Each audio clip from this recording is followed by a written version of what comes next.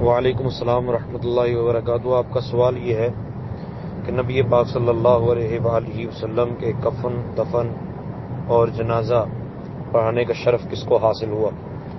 تو اس حوالے سے یاد رہے نبی پاک صلی اللہ علیہ وسلم نے وصیت فرما دی تھی کہ میرے اہل بیت ہی میرے کفن دفن کا انتظام کریں۔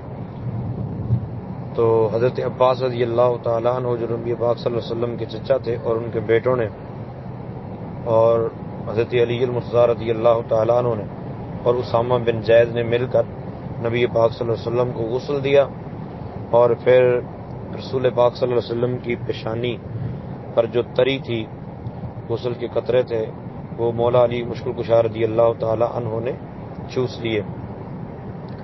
اور نماز جنازہ کا جو سلسلہ تھا وہ جماعت کا اہتمام نہیں ہوا، بلکہ جتنے لوگ حجرہ مبارکہ میں کھڑے ہو سکتے تھے وہ نبی پاک صلی اللہ علیہ وسلم کے حجرے میں داخل ہوئے۔